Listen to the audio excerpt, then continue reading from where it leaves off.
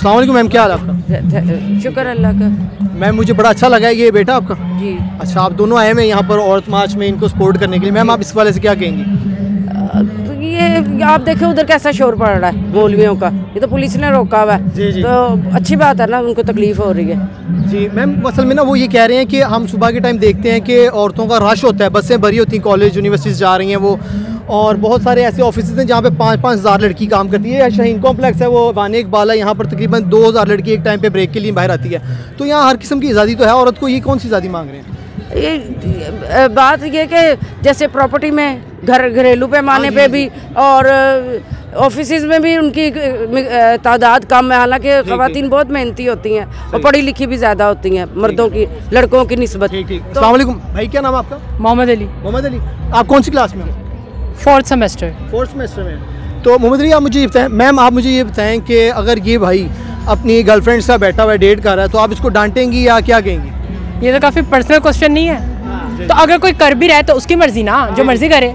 सब कुछ हो नहीं रहा, यानी कि मेरा जिस्म मेरी मर्जी के आप हक में हैं। हाँ, तो अगर मेरी मर्जी नहीं होगी तो किसकी मर्जी होगी? सर एक तो ये भी है ना कि मेरा जिस्म अल्लाह की मर्जी, अल्लाह ने कुछ हुकूक रखे हैं कि यार तुम ये वाली बाउंड्रीज हैं इसको क्रॉस ना करो। मेरा जिस्म मेरी मर्जी, मौलवी की मर्जी नहीं। सही है, मेरा स्लोगन ये है, ठीक है ना? मेरा जिस्म मेरी मर्जी, मौलवी की कोई मर्जी नहीं मेरे। और यहाँ पे ना कुछ ट्रांसजेंडर्स आए हुए थे, वो कहते हैं हम लड़का लड़के के साथ शादी करें, लड़की लड़की के साथ शादी कर रहे हैं। उनकी मर्जी, ये मेरे क्वेश्चन नहीं है लोगों के, मैं आपसे पूछूं, आप आवाम को मैसेज दे दें। ये सारा हमारा इंतहाई जाहिल मुआशरा है, तो नो कमेंट्स इस पे, नो कमेंट्स। नहीं, आप इसके हक में हैं, लड़का लड़के से शादी कर लें। देखिए जो कर रहा है वो उसकी मर्जी है ना, मैं कोई नहीं होता कदगने लगाने वाला।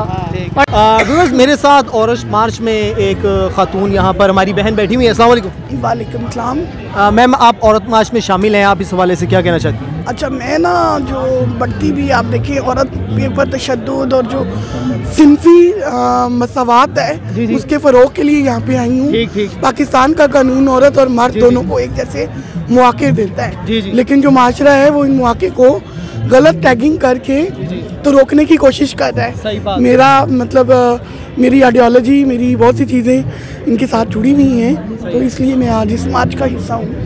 सही मैडम, हम भी इस चीज़ के खिलाफ हैं। अगर कोई आप देखें किसी बच्ची के साथ ज्यादती करता है तो उसको टांगना चाहिए, ये नहीं टांगते हैं। नहीं, आप ये देखें, अगर मेरा भाई किसी को अपनी मर्जी से शादी करके घर ले आएगा तो मेरी फैमिली एक्सेप्ट कर लेगी। लेकिन अगर कोई औरत ये काम करती है तो फैमिली एक्सेप्ट नहीं करती, उसको गैरत के साथ जोड़ के या मुख्तलिफ सोसाइटी के वो जो डार्क पहलू हैं वो सारी जिम्मेदारी औरत पे ही क्यों? मैम ये तो हजूर पाक सल्लल्लाहु अलैहि वसल्लम ने बहुत अरसा पहले फरमा दिया, दो प्यार करने वाले दिलों को आपस में मिला दिया करो। अगर लड़की लाइक करती है लड़के को, लड़का लड़की को लाइक करता है, उनकी शादी कर देनी चाहिए। आप बताएं ना, सोसाइटी कितना की हक देती है?